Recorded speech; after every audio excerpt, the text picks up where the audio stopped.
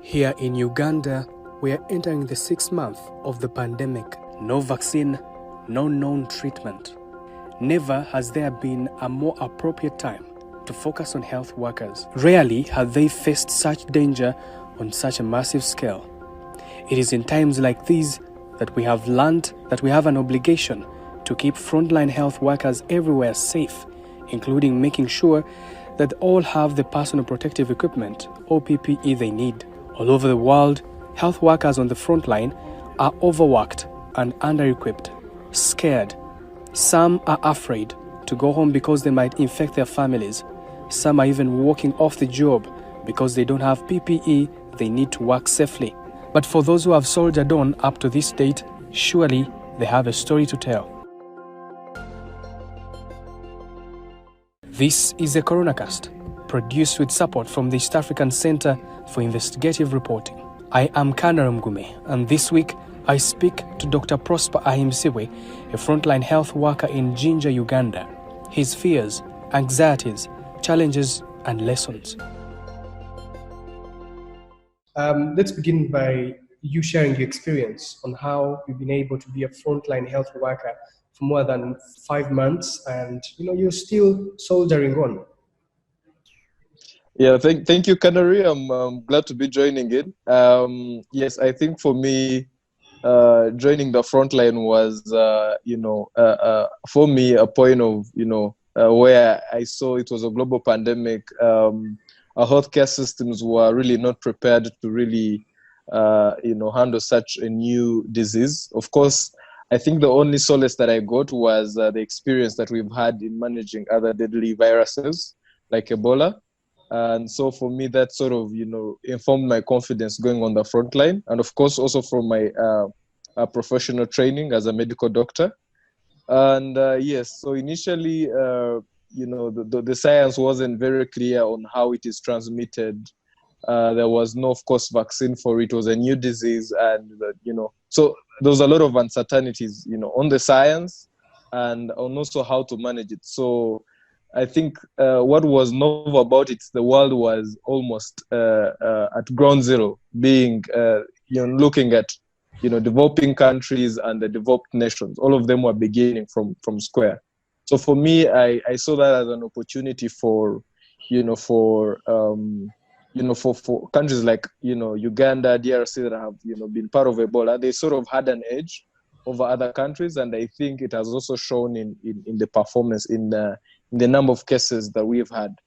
Okay, so my experience was at what point did you make the decision and say, what, because it was, free entry and free exit, no one was forcing you to go and work as a frontline health worker, even though you're a medical doctor. But at what point did you think that this was important for you to join and help the country? But also, you had seen the numbers and how they were surging in other parts of the country, especially outside Africa. So it was scary.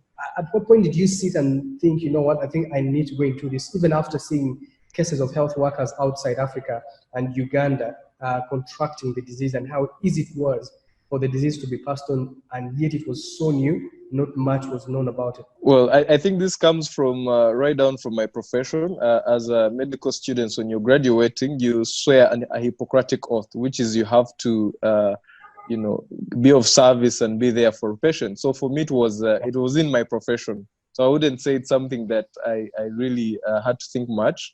I think also as a leader, I think it was also an opportunity to sort of, spearhead the fight against COVID-19. So for me, I just looked into my value system, and that's what actually informed me being on the front line.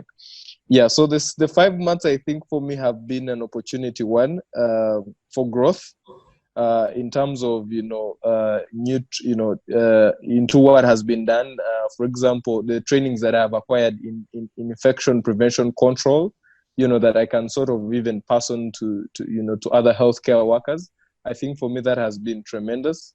So I think the 5 months have been, fast anxiety, but also learning, you're dealing with COVID-19 patients, and every day you have to be a point of, of information, of healing to them. So I have also had to, to inform myself, to be able to educate them, to counsel them, So for me, I just moved from just, it was just beyond. I mean, it's a new thing, and everyone is scared of of getting the severe form of the disease, and having a poor outcome. So if you as a health worker are not doing your best to sort of alleviate these fears even with patients, then I mean the patient won't get any support from anywhere. So for me, I would say it's been that for me as well. Okay, and what does it mean for you health-wise? And it was such a huge risk for you to take, but what does it mean for you health-wise? Are you sure and 100% that when you went into this business of treating COVID patients that you were going to be safe? That was such a huge risk that was exposed to you. I think the risks were there, I would say, and I think for me as a person, I had to sort of calculate the risk, but I think what came out for me was, I mean, I've been trained. I think the only worry I had was the uncertainty of how we were going to manage it. But along the way, I think it has shown us that, simple things like, not simple things, but medicines that like protocols that have been laid by the Ministry of Health have helped actually most of our patients to recover.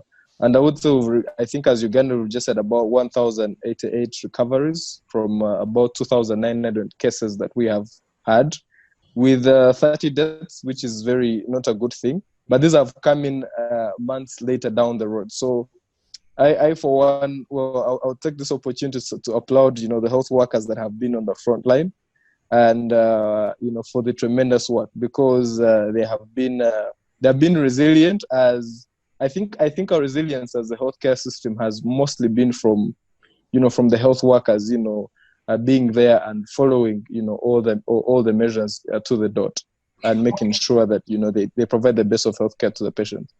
Okay, the other thing I wanted to know, and what you perhaps might want to share with us, is how did your family take this in, knowing that there is COVID, in a lockdown, but our son is out there dealing with COVID patients? How did your family deal with it?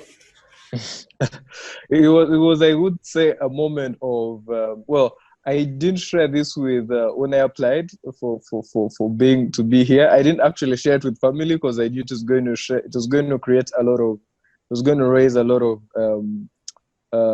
flags here and there. So it was more of a personal decision.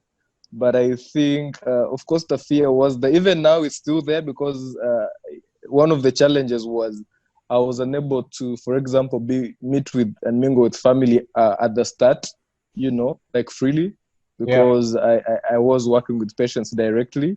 And before we could have all the measures in place, and, we have all these frequent tests that are done every 2 weeks. They test us to see whether we have the virus or not. So I would say for me, that affected me in a way. But I think I was able to sort of, pull myself up to, sometimes take off, breaks off social media, do some bit of exercise, get enough sleep. And those sort of, kind of kept me. But I kept, in touch with family through, calls and all the other platforms, Zoom.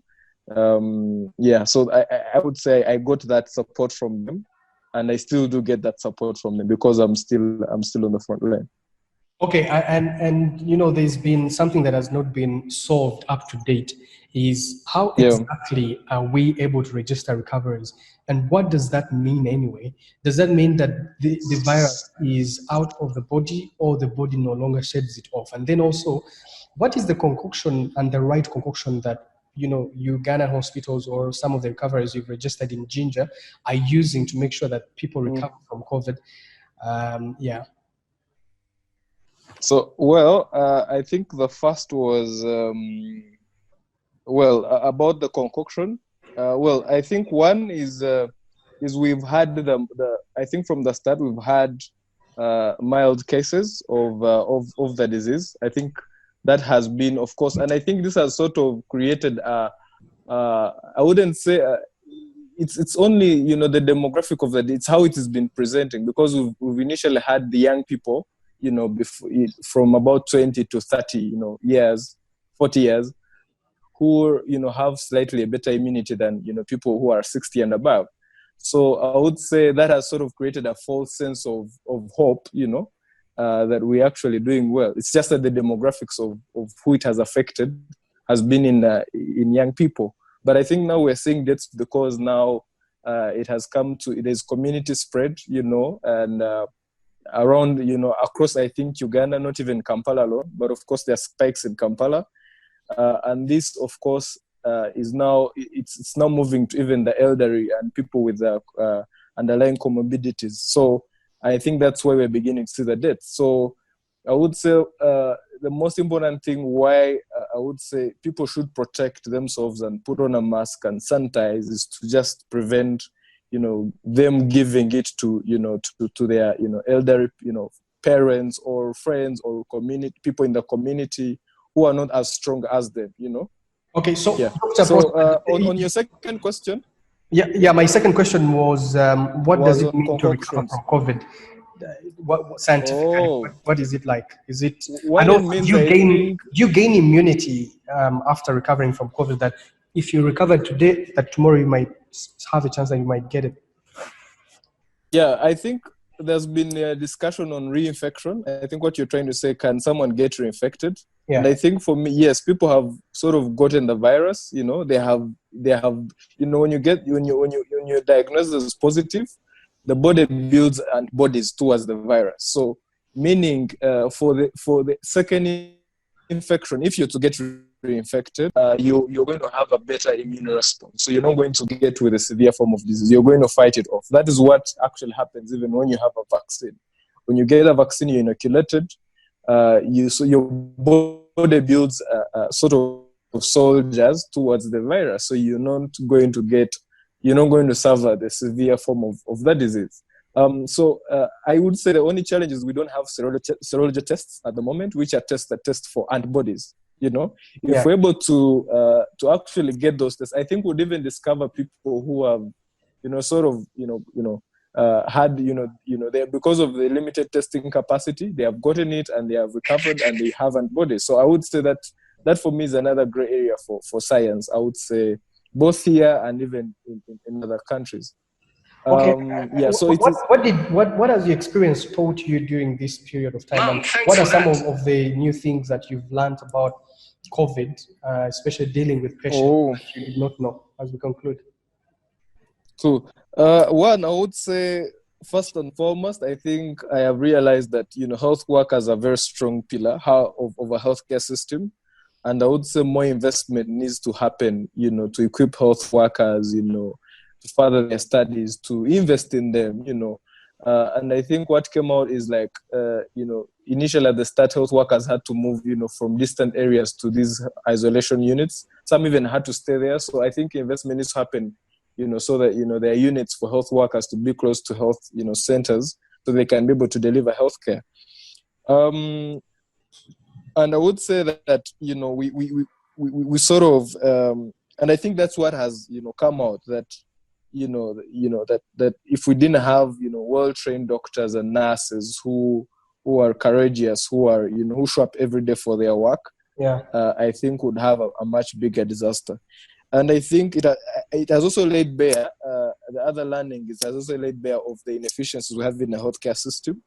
For example, emergency care and critical care, which is one, ambulances, you know, we had mothers who are not getting to hospitals because of, you know, lockdown measures. They couldn't get a car. So there has to be investment in things like ambulances that are able to transport, you know, people, and equipping them as well.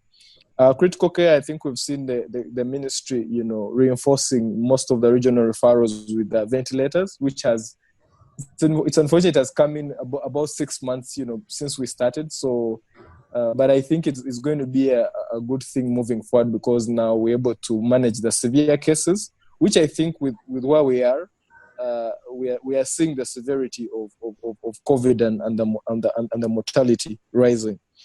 Then the other thing, there's been sort of a breakdown of risk, you know, communication. and I would say from, both, health officials and just the public. So one of the learnings has been that it's very important, to have credible sources of information in times like these, of a pandemic.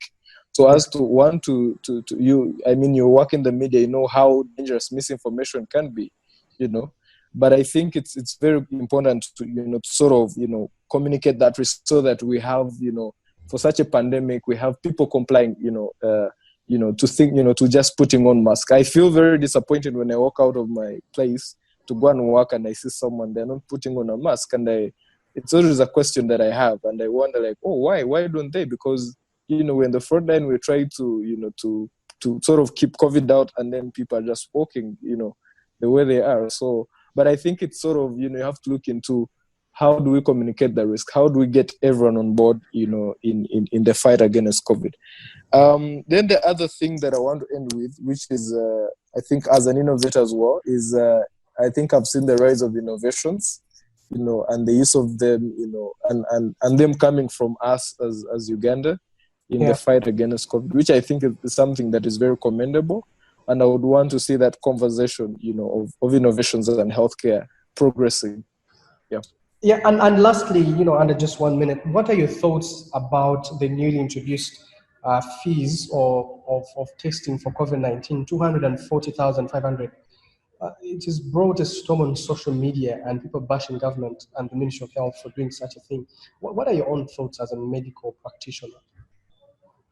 I would say it's a bit very unfortunate because now the economies are beginning to open up and people, have to sort of travel for some people who do international business, and it's a requirement to have a COVID-19 pass.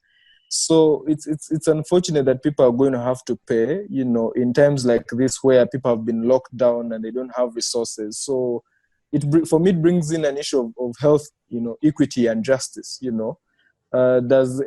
can everyone afford, the 245, especially for people who have been hit, badly by COVID, especially economically. So I think those are things that maybe government should put into perspective and see whether it can sort of, because it's unfortunate, yes, they're doing testing for, for other contacts and everyone, but I think that cost can be subsidized so that, at least more Ugandans, especially those who actually are most vulnerable, can be able to access, this test. So I think, and of course, this also, brings into the issue of vaccine. So what will happen when the vaccine is rolled out? Is it something that people will have to pay for? Because I think if we're now paying for the test, then what happens to the vaccine? So I think for me, it has to be very careful and know that this is a global pandemic. It has affected all of us. And I think that fee is a figure that I don't think most Ugandans would be able to afford for that test. So I think it's a bit unfortunate, when you look at it in terms of, health equity and justice and access to healthcare. Well, thank you so much, Dr. Prosper, for sharing your mind. This has been a very, very interesting discussion. And stay safe and keep the fight on. And thanks for you dedicating your health and life to saving people's lives. Thank you, Canary, for also being on the front line in the media. And thank you for hosting me. Thanks for listening to the Coronacast this week. The Coronacast is produced with support from the East African Center for Investigative Reporting. For more information, visit our website, voxpopuli.com. We'll see you next week.